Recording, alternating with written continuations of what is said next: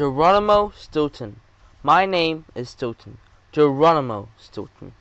Read by Hosea Tong Ho. My name is Stilton. Geronimo Stilton. I like to think of myself as a very normal mouse. I have a pretty normal job. I am the publisher of the Rodents Gazette. It is the most popular newspaper in New Mouse City. I like normal things like classical music and good books. I always wear a suit and tie. I don't like to stand out in the crowd. When I order pizza, I take it plain. No anchovies, please. I don't like rock music. I don't wear clothes with polka dots or striped or bright colors. And I will take a slice of bland American cheese over a chunk of jalapeno hot pepper cheese any day. As you can see, I like my life to be calm and peaceful. I know some people might think I'm plain or even boring. That may be true, but that's how I like it. So why am I telling you all this? Let me explain. Things were busy at the newspaper office. I was working so hard that I had not had any time to get my fur clipped in months. Something had to be done. Then I had a great idea. I decided to hire an assistant. I placed an ad in the paper, and hundreds of mice sent their resume. I read them all. One stood out from the rest. This is exactly the rodent I'm looking for, I cried. I called my secretary, Marcella. She came into my office. Marcella, please draw up a contract. Right away, I said. I found the perfect assistant. It says her name is Pinky Pick. She is young and smart. She has excellent computer skills, and she is an expert on the latest trends. That's just what we need, a trendy mouse. Marcella frowned. Don't you want to bring her in for an interview first? She asked. I did not want to wait. Pinky Pick sounded perfect. There is no need for that, I said. I have years of experience as a newspaper editor.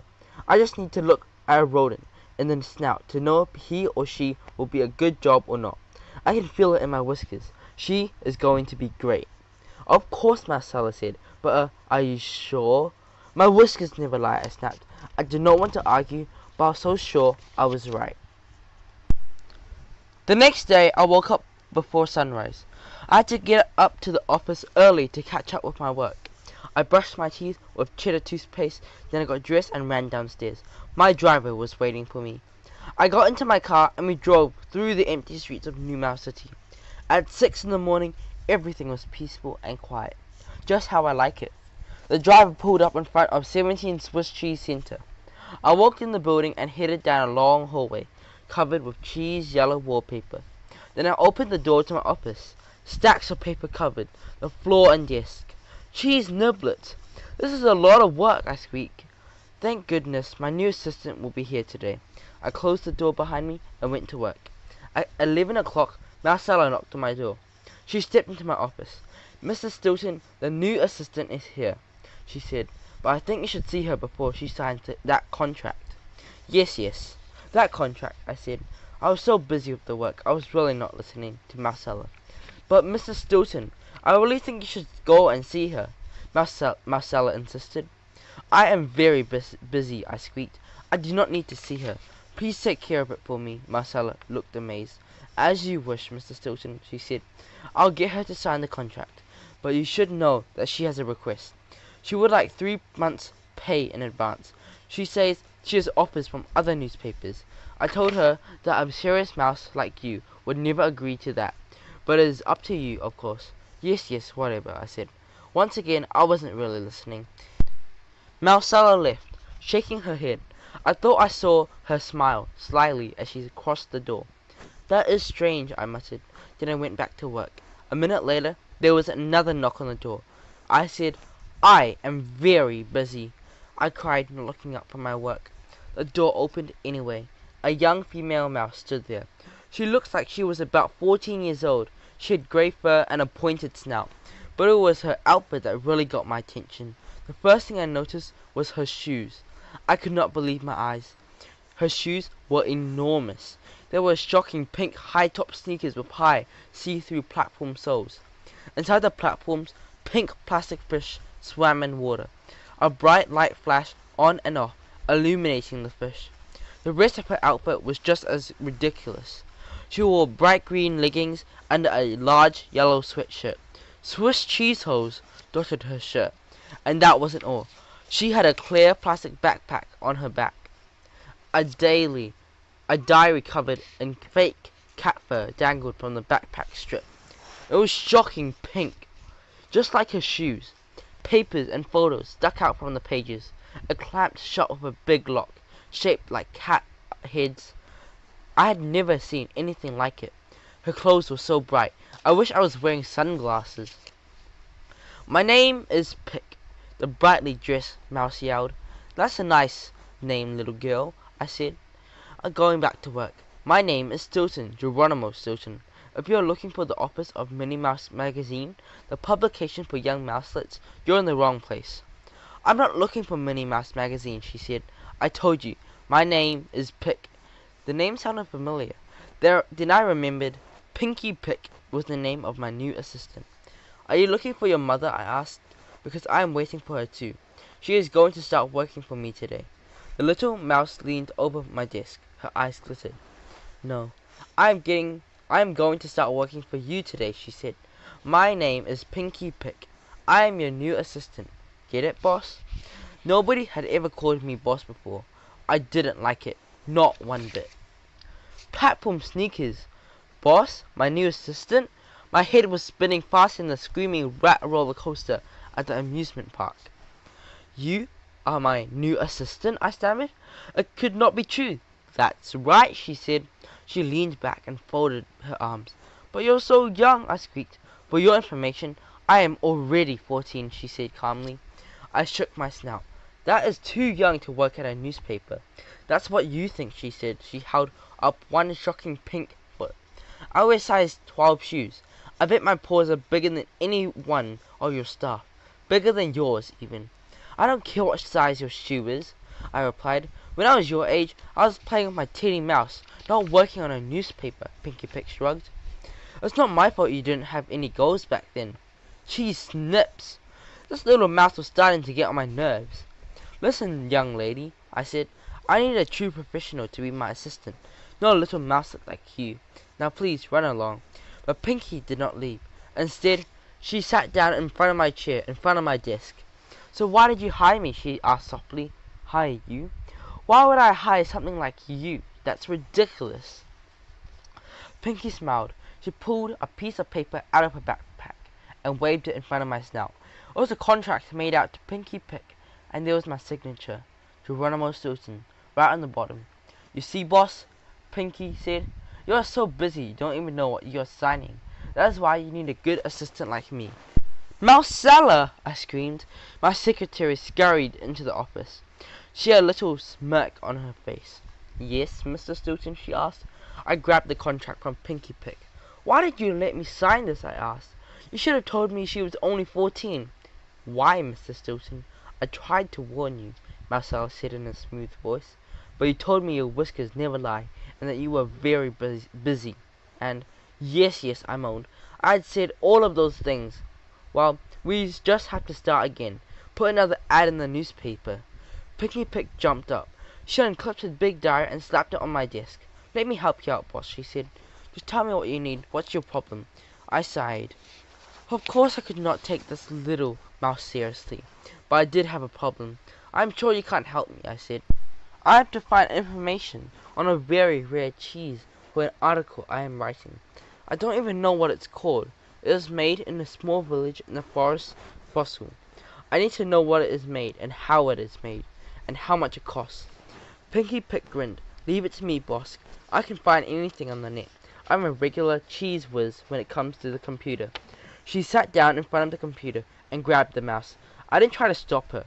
Something told me she wouldn't take no for an answer. I could not believe it. Half an hour later, Pinky Pick was done. Here you are, she said. The cheese is called Mega Cheese. It comes from the village of Little Cheeseville. They only make 7 whole cheeses a year. That is because it takes 3 gallons of milk to make 1 pound of cheese. It is very nutritious and very expensive. How did you do it? I asked. I was impressed. She shrugged. No sweat, she said. Anyone could do it. But I searched for days. I couldn't even find it, I said. I'm sure you would have found it someday, Pinky said. Her eyes twinkled. Maybe I could use your help after all, I muttered. Just for small jobs, of course. Give me another problem, Pinky snouted. I'm ready to go. I covered my ears. Calm down, I cried. Your voice is louder than your outfit. I looked through my notes. Here is something, I said. Fuzzy Fuzzborn is in the town. The rock singer. Every reporter in town wants to interview him. I'm not a big fan of Fuzzy Fuzzborn, as I said before. I don't like loud rock music. But he is one of the most popular mice on Mouse Island. And an interview with Fuzzy would be great for the Rodent Gazette. There was only one problem. Fuzzy never gives interviews. I told Pinky. He's a pretty cranky rat. Not even you could handle this one. No one can. I will find something else. But Pinky had already strapped on her inline skates. She pushed off my desk and zoomed towards the door. One interview coming up, she cried. I tried to jump out of the way, but there was no time. That little mouse skated right over my tail. Pinky skated in 2 hours later. Here's your interview, boss, she said. I even took pictures of him. I was shocked, but Fuzzy Fuzzball never gives interviews to anyone, I squeaked. How did you do it? Pinky sat down. She plopped her big platform sneakers on my desk. Take your fishy footwear off my desk, I cried. All right, Pinky said, lowering her paws. Don't get your fur frazzled, boss. Don't you want to read the interview? To tell you the truth, I wanted to read the interview very badly. An interview with Fuzzy Fuzzborn was a scoop. But I didn't want Pinky Pick to see how excited I was. She might get the wrong idea, like that I actually wanted her to be my assistant. Pinky winked at me. Let me tell you all about it, Uncle Geronimo, she said. Uncle? How dare you call me that, I shrieked. Okay, said Pinky. How about Pops? You can't call me Pops either, I said. Call me Mr. Stilton. I am your boss, after all. As soon as I uttered the word boss, I realized my mistake. But it was too late. Aha! If you are my boss, then that means I'm your new assistant, right? Fine, I said. The little mouse had finally worn me down. Just show me the interview, please. At that moment, my sister Thea ran into my office. Thea is the correspondent of the Rodent Gazette. She is a very special correspondent. She knows everything that happens in New Mouse City. Thea ran up to Pinky and shook her paw. Good job, kid, my sister said. I heard about your interview with Fuzzy. How did you do it? Pinky grinned. Check this out, she said. She took a large photo of Fuzzy Fuzzborn out of her backpack. Fuzzy had signed it. To Pinky Pink, the most adorable, babby mouse, smartest mouse on Mouse Island. That's how I did it, Pinky said. I wrote him a letter. I went like this. Dear Fuzzy, I'm your biggest fan. I know all of your songs by heart. I've covered the walls in my room with your pictures. When I grow up, I want to be just like you. Then I added some details. Pinky went on. I said I had a mean boss who made me work day and night for no pay. I told him you forced me to interview you, or you would fire me. I couldn't believe it. Such lies. I had not forced Pinky to do anything. She was the one who forced herself on me. Well, I began, but the phone rang before I could finish. I picked it up. Hello, this is Stilton, Geronimo Stilton, the caller asked. I recognized the voice right away. It was Fuzzy Fuzzborn. Yes, I'm Geronimo Stilton, I said.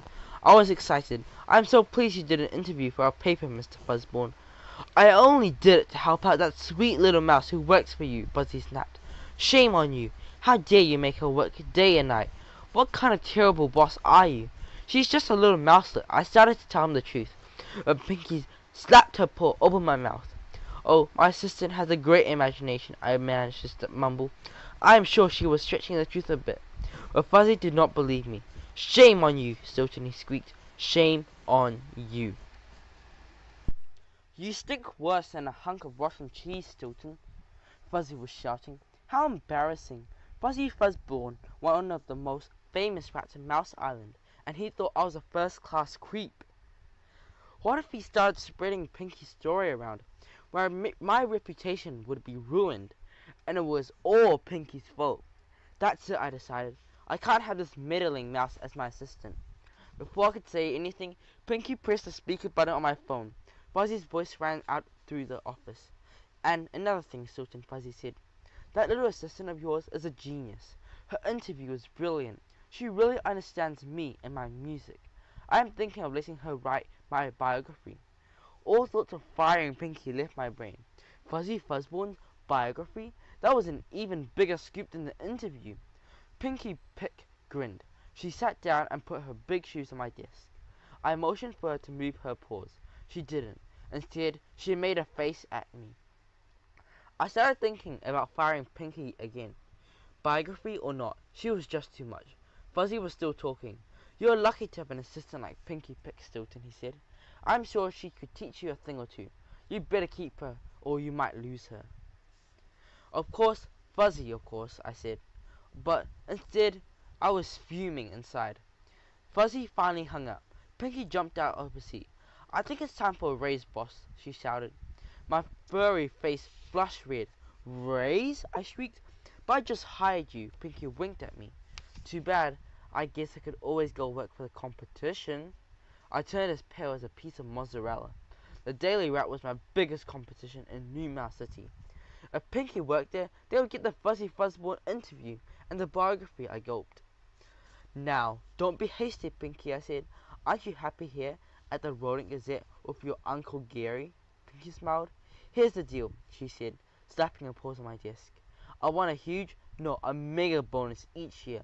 I love to travel, so I also need 3 months of paid vacation.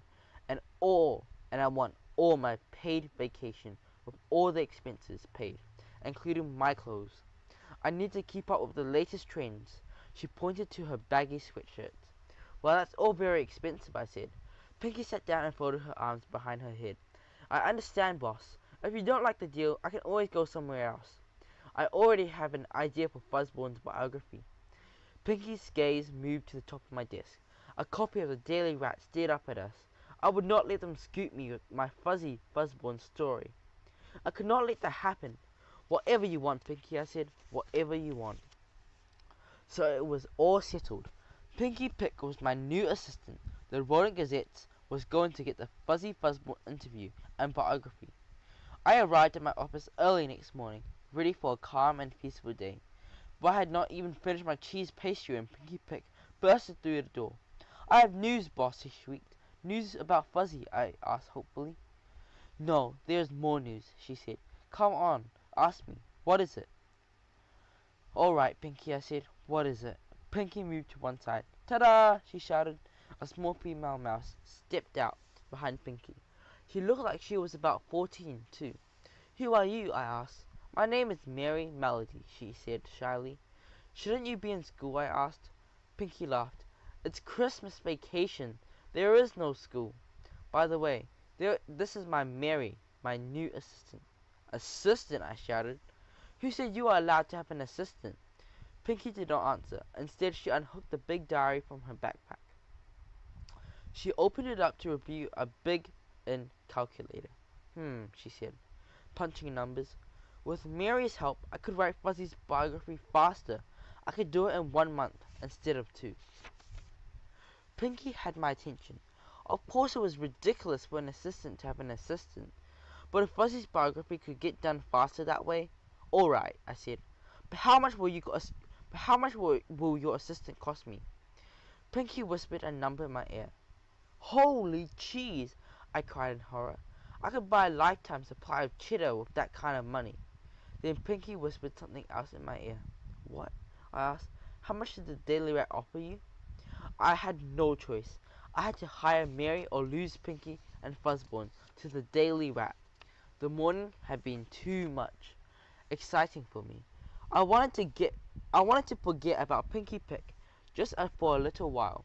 So later that day, I called a meeting of my staff at the publishing house. I asked my sales manager for a report. "We need to make new products," Shifty Paws said.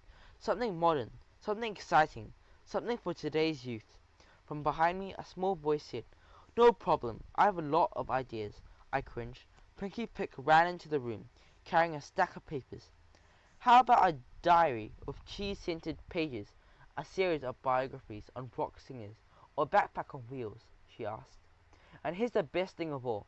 We should publish a magazine for young mice. We can call it Fur Kids Only. And I think the right rodent for the job is me." My staff gobbled up Pinky's ideas like a hungry rat at an all-you-can-eat restaurant bar. I had to admit, her ideas were pretty good. We started production on everything. The cheese-scented diary, the magazine. It all sold like crazy. I started to think that hiring Pinky was not such a bad idea after all. Sure, she is loud and pushy and wears ridiculous clothes, I told myself, but she knows how to make money for this company. So I had a smile on my snout as I walked into my building a few days later. I opened my office door and stepped inside. For a second, I thought I had gone through the wrong door. The room looked like Pinky's office, but then I saw my desk, my papers, my cheese-shaped paperweights. Cheese niblets, I shrieked. Pinky, what have you done? My lovely mouse grey walls had been splattered with paint. Lines, squiggles, and doodles in bright colours stared back at me. Red, blue, yellow, green, purple, and pink. Shocking pink, of course. Pinky ran into my room, waving a spray can. How do you like it, boss? She asked. I did it for free, because I like you. If you really liked me, you would have left my other office alone, I wailed. Just then, Mary flung open the door. She rushed into my room. The door slammed into my snout. I fell against the coat stand. The stand fell on my head. I stumbled. One paw landed in the umbrella stand. The other paw landed on the top of the computer plug. A shock of electricity raced through me. Yow! I shrieked. My fur stood on an end. I broke away from the plug and shammed into Pinky. Her spray can went off, and orange paint sprayed my snout. Help! I screamed. Marcella and the rest of the staff came running. They all stared at me. Finally, my art director, Tyler Rett, Truemouth, spoke up. Mr. Stilton, why are you dressed up like Punky Rocker? He asked. It took me all day to wash the orange paint out of my fur.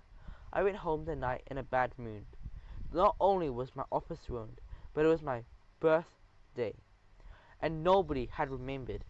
Now I don't like to make a big deal of my birthday. A nice quiet celebration is just fine. But I had not even received a single phone call, not even from my Aunt Sweetfur.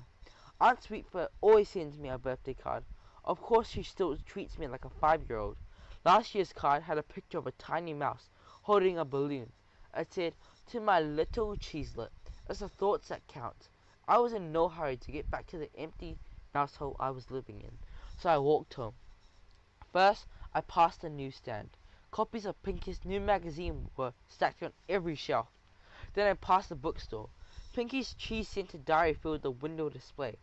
Normally, the store stacked my best-selling books in their window, but it seemed they had forgotten about me, just like everyone else had. I sighed. A few minutes later, I slumped up the stairs of my building. I unlocked the door and pushed it open. Suddenly, the lights came on. Happy birthday! Cheesecakes! I squeaked. I jumped back. I hate surprises. About 100 mice filled my house. They all began to sing. May you have a happy day. Raise your snout and shout, hooray! Now it's time to celebrate because your assistant is really great. Your assistant is really great? What kind of birthday song was that? Suddenly I understood. The crowd had parted. Pinky Pick stood in the center of the room. She was with Thea, my cousin Trap, and my nephew Benjamin. Aha! I cried. Pinky was behind this party, and I knew this could not be good. Thea grabbed me. Hey, Joe Meister, she said. This party was a great idea. It's all thanks to Pinky. Thea gave me a big hug. Then it hit me. Thea and Pinky are a lot alike. They're both loud. They both like to stir up trouble. I moaned. Somehow I knew my life would never be calm and peaceful again. I grabbed the mozzarella stick from the snack table and began to munch on it to calm my nerves. Suddenly I felt a slap on my back. I nearly choked on the mozzarella. I turned around. It was my cousin Trap, of course. It's about time you had a party, Jerry Berry, he said. That assistant of yours is good for you. I love your new office. The old grey mouse hole of yours was so depressing.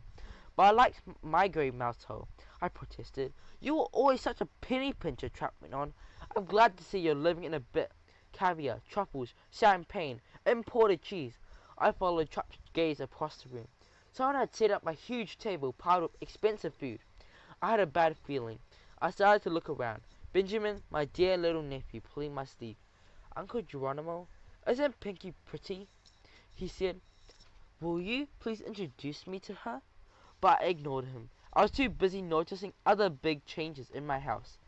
Someone had set up a huge arrangement of expensive flowers.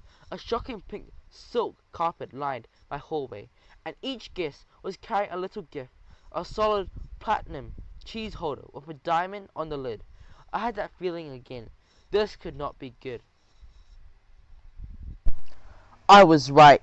Things only got worse. To start with, the sound of loud music suddenly filled my living room. I looked in the corner and saw that Family Mouse rock band Rat Attack was pounding away on their guitars. I also saw a new mouse with large dark fur carrying a camera. He was talking to his guests and taking a picture.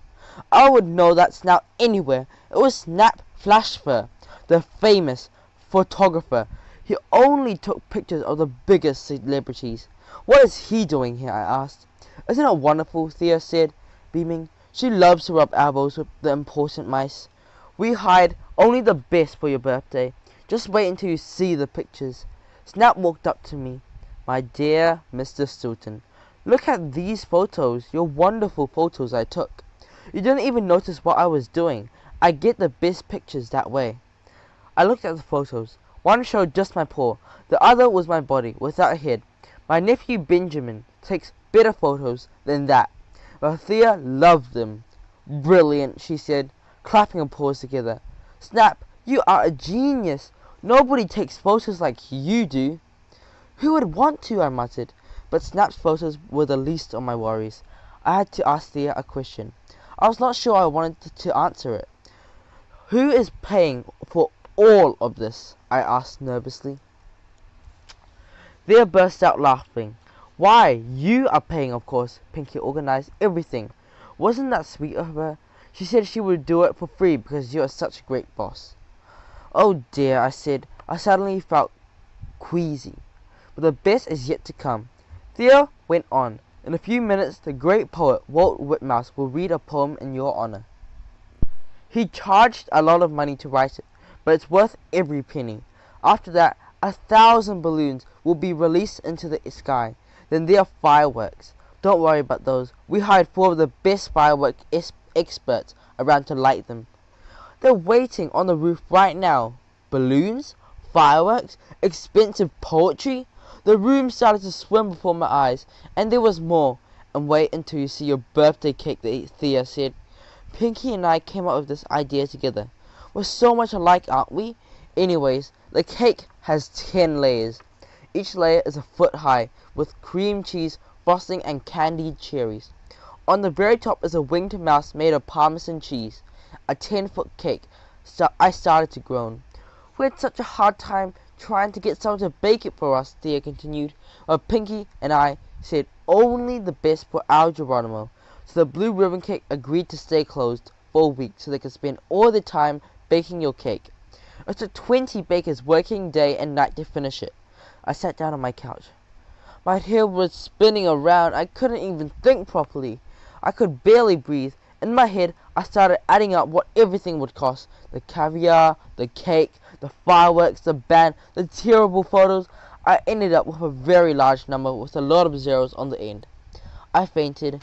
I came to when Trap dumped the contents of ice bucket on my head. No, I moaned. This can't be happening. Pinky ran up to me, a big smile on her snout. Hey boss, she said. Do you like your party? I can honestly say that this is a birthday I would never forget, I grumbled. I stood up, brushing ice cubes off my fur. Did you tell Thea yet? I got a bad feeling again. Tell me what? I asked. Jerrykin's Pinky had a brilliant idea. Thea said, we're all going on a trip to the North Pole. The North Pole? I squeaked. Why on earth would I ever want to go there? It is freezing cold, and there are no cheese stops there. Pinky made a deal with Mouse TV, Thea explained. We're going to celebrate New Year's Eve at the North Pole. The TV station is going to film it. Isn't it great? I was speechless. Get a good night's sleep, boss, Pinky said. We leave first thing in the morning. The North Pole? Tomorrow morning? I fainted again. I did not sleep all that well last night. I kept having nightmares about being outside in the freezing North Pole. It felt so cold. I woke up to find that Trap had dumped another ice bucket on me. My cousin stood there with Benjamin, Mary, and of course Pinky. Rise and shine, cousinkins. Trap said. It's time to leave. I jumped out of bed. Ice cubes slid to the floor. You did not have to wake me up like that, I grumbled. Besides, I am not going to the North Pole. Pinky shoved a pile of clothes into my paw. There was a pair of boots lined with fake cat fur, a parka, earmuffs, gloves, and other cold weather gear. Everything was Pinky's favorite color, of course. Shocking pink. Anyway, where is Thea? Isn't she part of this? Suddenly, I heard a very loud noise outside. I had another bad feeling. I ran up to the top, and Trap and the others scurried behind me. There, hovering in the sky, was a helicopter. Thea leaned out the window and waved. Her violet eyes were gleaming. All aboard, she cried. Absolutely not, I squeaked. I would rather give up cheese than get on that helicopter. I am not going. I mean it. Or my name is not Geronimo Stilton. 10 minutes later, I was sitting in the helicopter. I had no choice but to put on the shocking pink parka that Pinky had given me. Thank goodness Snap Flashbird wasn't around to take a picture.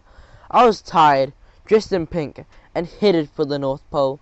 Definitely not a happy mouse, but Pinky was smiling brightly. Just wait, boss, she said. There is a Fabby Mouse party waiting for us at the end of the North Pole. We'll have the best New Year's ever, and we'll be on every TV set in Mouse Island. How could you do this, I wailed. I did it for you, boss, Pinky said. I know you love attention, and there is nothing better than you being on TV. Believe me, someday you will thank me for this. Cats will eat cheese before I thank you for this, I mumbled. I was miserable. The trip took hours and hours. I thought it would never end. My stomach always gets queasy when I fly. Every time I looked out the window, I got dizzy. And I got a headache too. My sister looked like she was having the time of her life. She piloted the helicopter like a real pro. When we finally came to the North Pole, my whiskers began to tremble. I just knew something was going to go wrong. Get ready to land, Thea shouted. Thea steered the helicopter so it pointed down right below us. I saw an enormous ship as we got closer. I saw it was an icebreaker. It pushed its way through the frozen seas. Here we are, Thea yelled. She aimed the helicopter at the ship's wide deck. A cold wind blew across the water, but we landed safely. When the helicopter blades stopped spinning, we walked onto the deck. A rat in a captain's mouse uniform greeted us. You must be Stilton, Geronimo Stilton, he said in a crisp voice. I am Nelson, Captain Oceanus Nelson. It is a pleasure to meet you. I shook his paw. Then he turned to my sister, Thea. His whiskers began to quiver. What a beautiful landing, he gushed. He took her paw and kissed it. You should have joined the Navy, my dear lady. There they could use a talented rodent like you. I groaned quietly. Everywhere Thea went, rats tripped over their tails to get her attention. It looked like Captain Nelson was no different. Pinky stepped forward. She took out her diary and began to flip through the pages. Let's get busy, crew, she shouted. New Year's Eve is the day after tomorrow. The captain took his eyes off Thea and turned to me with a serious look. My shipping company told me you needed the ship for an important mission. Exactly what kind of mission is it? Oh, just wait and see, just wait and see, Thea piped up. It's going to be fun. Yes, fun, Pinky agreed, but she didn't give any details either. Captain Nelson didn't seem to like that. He pulled me aside. Listen here, Stilton, he said. I have two very important questions for you. One, what kind of mission are you planning? And two, does your sister have a boyfriend? I sighed. I might as well tell Captain Nelson the truth. I think the special mission is some kind of party, I said. Captain Nelson raised his furry eyebrows in surprise. A party? This is a real ship. You cannot have a party here, he squeaked. I decided to change the subject. As for my sister, I said, she does not have a boyfriend. In fact, I am sure she would love to go to the party with you. Captain Nelson and I were interrupted by the sound of excited squeaks. Pinky and Thea were exploring the ship. We should have the party in here, Thea was saying, walking around the large galley. Right, said Pinky. She began pointing around the ship. The food tables will be here. We'll need a lot of food, because I'm expecting about 500 guests, maybe 1,000 even. Thea, Pinky walked over to the door with a place that read, Captain Nelson's office. Perfect, she said. The rock band can go in here." Captain Nelson turned pale. I felt sorry for him. I knew just how he felt. I decided to leave Pinky and Thea to their plans. I walked up on deck. The air was bitter cold. I was glad to be wearing my parka, even if it was pink. I leaned over the railing and gazed out across the water. White foam capped the waves like fluffy whiskers. It was rather beautiful. The sun was setting, streaking the sky, a lovely shade of cheddar gold. Maybe this trip would not be so bad after all. Then things suddenly grew dark. The ship had sailed into a misty grey fog. The ship's fog signal rang out into the night, but then something caught my eye. There was a big dark shape looming in front of us in the fog. It was a giant iceberg. I cleaned my eyes to the glasses so I could see better, then put them back on again. The shape was still there. The iceberg was still visible. Right in front of the ship, it was getting closer. I gulped. It looked like it was just an iceberg, as I predicted. I squeaked. We were about to crash into an enormous iceberg. I had to do something. "Help!" I screamed. "Help!" I ran around the deck, trying to find my way back inside the ship, but the fog was too thick. I could not see a thing. "Help!" I screamed again. "Is there anyone out there?" No one answered. Then I heard a shout. It sounded like Captain Nelson. The ship made a loud groaning noise. It sounded like it was trying to stop, but the iceberg was getting closer and closer. I had to warn my family. I ran across the ship, feeling my way with my paws. Finally, I found a door. I ran inside. The ship's crew was running around in a panic. I did not see my family anywhere. "Thea? Benjamin? Where are you?" I yelled. They didn't answer me. Instead, I heard Captain Nelson shout, "Lower the lifeboat!" I knew that could not be good. The next moment, I heard a terrible noise. It sounded like two mountains crashing into each other. The ship lurched. I lost my balance and tumbled across the floor. The ship rocked again. This time, I rolled out of the open door onto the deck. "Help!" I screamed. I tried to grab onto something. Anything. Suddenly, a huge wave crashed over the railing. I struggled against it, but it was no use. The wave carried me off the boat and into the sea. I gasped. The water was freezing cold. Then I felt a firm pull on my tail. Someone pulled me out of the water. "I've got you, Geronimo." It was Trap. He must have found his way to one of the lifeboats. Trap pulled me up next to him. I looked around, dazed. We were not on a lifeboat. We were on an iceberg. The very same iceberg that had crashed the ship. I struggled to my feet, shivering. Trap was not alone. Thea, Benjamin, Pinky, and Mary were all on the iceberg. I was happy to see them safe. But I was not happy for long. There was no sign of the ship. The thick fog did not lift. It wrapped around us like a cold, wet blanket. "Let's dig a shelter in the ice," Thea suggested. We dug for hours. Then we huddled inside, trying to keep warm. We were still cold. Icicles dripped from my whiskers. Besides from being cold, we were hungry too. And Trap kept on making things worse. "Wouldn't a hot cheese pizza be delicious right now?" he said, licking his snout. "Or maybe a grilled cheddar sandwich. Or triple dicker creamy cheesecake. Or maybe..." Trap went on and on for hours. I was so hungry, I wanted to eat my socks. We were lost at sea all right, and all night. The next morning, I was shivering and daydreaming about cheddar cheese. When I heard Benjamin shout, "Uncle, look, it's a helicopter!" We crawled out of the shelter. Benjamin was right. A helicopter flew in the distance. The writing on it read, "Mouse TV," and the helicopter got closer.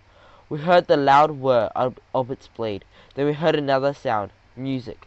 "It's a ship!" Benjamin cried. "It was a ship! It was coming to rescue us!" Thea, Pinky, and Mary let out a chair. Then they began to dance. "Dance with us, boss," Pinky said. "You'll get warm." Captain Nelson greeted us as we boarded the ship. "We thought we had lost you," he said. "My crew and I survived the shipwreck. We didn't lose a single rat." The ship crew was cheery and happy. Captain Nelson turned to Thea. He fell to his knees. "My darling, I had lost all hope of ever seeing you again," he said. Thea giggled. She held out her paw for him to kiss. "I'm so glad you found us," she said. I shook my snout. Poor Captain Nelson. I had never seen him like this before. Even the toughest rodent will melt like cream cheese in the sun while with my sister around. It's too bad she is such a heartbreaker.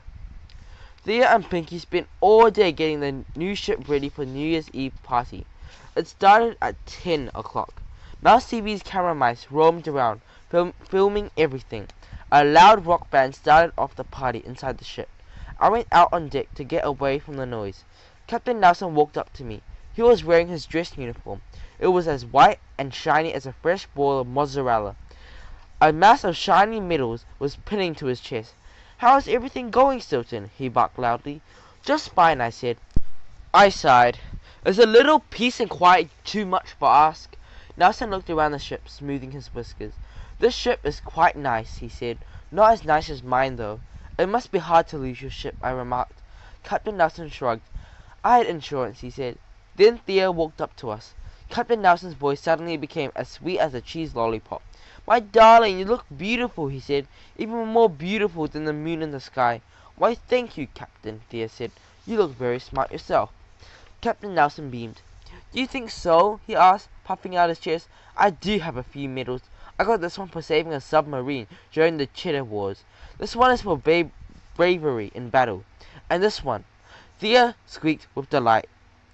"How fascinating," she said. "You must tell me everything." I groaned. I could not wait for this party to be over. I could not decide what was worse, listening to Captain Nelson sweet-talk Thea, or listening to the loud rock band. I do not like noise. I do not like loud music. But above all, I do not like New Year's Eve. Every year I get dragged to a noisy crowd party. All I really want to do is spend a quiet evening at home. I like to curl up in my poor chair, watching a romantic movie and nibbling on cheese crisp. But I was far from home. I decided to go back inside and see what was happening. Pinky stood close to the band, squeaking louder and louder. Thea and Captain Nelson came in and began to dance. Pinky started dancing with everybody and Benjamin. Everyone looked very happy. Then I heard a small voice behind me. "Happy New Year, boss!" I turned around. It was Mary. She looked a bit sad. "Why aren't you dancing with the others?" I asked. Mary looked down at the floor. "No one has asked me to dance yet," she squeaked. "Really?" I said. "A charming little mouse like you?" Mary brightened. Do you really think I'm charming, boss?" she shrieked. "Really?" "Of course you are charming," I said. "You are very charming, but a little too loud at times." Poor Cherry looked so unhappy now. I knew what I had to do. "May I have this dance?" I asked. Mary squealed with delight. Then we scurried onto the dance floor. I like to think I'm an honest mouse, so I will be honest with you now. I was sure I was having a terrible time at the party. I thought the loud music would burst my eardrums, or that I would sprain my paws dancing. But I had a wonderful time. I really let my fur down. Mary and Pinky taught me all kinds of dances. We danced to hip-hop and disco music. We swayed to salsa and to the merengue. We even slam danced to loud rock music. I discovered that potato chips dunked in ketchup are delicious, and that temporary tattoos can look very stylish. Pinky did want me to get my tail pierced, but I refused. I do have my limits. The mice from Mouse TV had organized a tango dance competition. The last couple to leave the dance floor would win. Mary and I entered the contest together. We danced the tango for 8 hours straight. In the end, we were the only mice left standing. We won first prize, a trophy carved out of a block of sharp cheddar. Can you believe that? The party lasted until the morning. Waiters walked around handing out hot chocolate and cheese Danish. We walked out onto the deck to watch the sunrise. It was very moving. For me, it felt like the dawn of a new day, a new year, maybe even a new life. When we got back home, I felt like a new mouse. I was no longer the same plain old Geronimo Stilton. I had changed. For one thing, I did not feel like listening only to quiet classical music anymore. When I heard a rock song playing, I found myself humming along with the tune. For another thing, I found that I did not like my wardrobe anymore. Yes, it was expensive. I had lots of wool suits with gold buttons and cashmere sweaters, but now they did not seem as free and comfortable as a simple pair of jeans. I looked at my closet and frowned. There was a neat row of mouse grey suits and a rack of tasteful ties from my Aunt Sweetbur. She gave me a new one every Christmas. Last year's tie had tiny paw prints on it, but everything looked so boring now. I had to do something. I knew just a mouse to help me. I called Pinky. I needed a favor. I said, "Will you go clothes shopping with me?" Pinky didn't say anything at first. I thought I heard her giggle. "Okay, boss," she said. "Give me 10 minutes and bring plenty of money." We shopped until we dropped all afternoon. I bought all kinds of jeans. I bought dark blue jeans, faded jeans, acid wash jeans, black jeans. I bought a high cut, low cut, bolt cut, a baggy jeans. I bought jeans with buttons, zippers, and laces. But that wasn't all. With Pinky's help, I bought a denim jacket to match every pair of jeans. I bought wide belts, skinny belts. I bought baggy t-shirts and belly t-shirts. "You are almost perfect, boss," Pinky said. "You need one more thing." Pinky took me to a fancy shop that only sold sunglasses. Cheese nips! I had never seen so many pairs of sunglasses in my life. I tried on 133 pairs. I counted. Pinky gave me her opinion on every pair. "Not those, boss. Those make you look like a clown. Not those. Those make you look like a crook. Those make you look silly. Those make you look cheesy." Pinky finally threw up her paws. "I give up," she shouted. "You are a hopeless case, boss. You have got the wrong snout." "Wrong snout?" I asked, insulted. "What do you mean?" The sales clerk walked up. "Yes, you do have a rather unusual snout," she said. "Perhaps our sunglasses are not for you. You're a bit odd for them."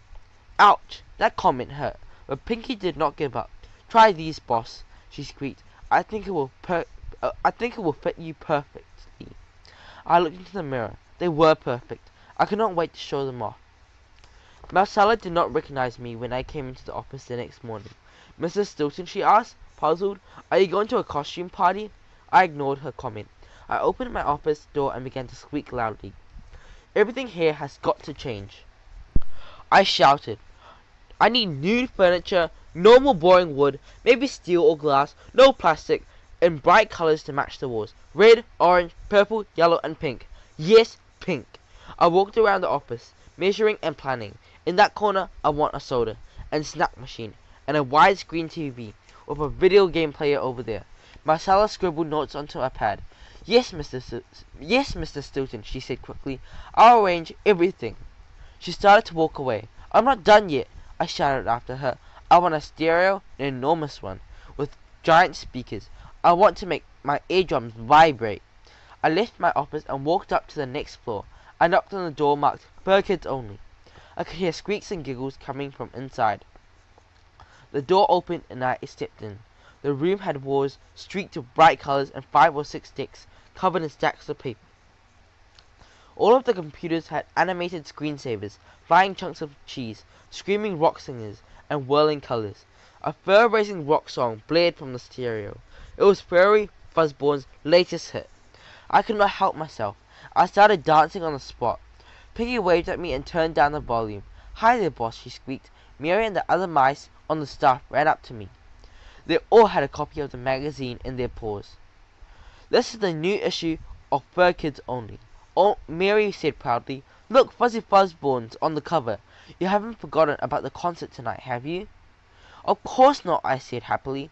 "I picked an outfit to wear this morning. I got a t-shirt with fuzzy furs on it." Pinky smiled. "You rock, boss," she said. "You used to be so boring, always with your fur and fuzzle, but you really loosened up. Good for you." This morning I got this email. "Hiya, boss. It's Pinky and Mary here at the keyboard. We're using our mouse, of course. Our mission is accomplished. You are a brand new mouse.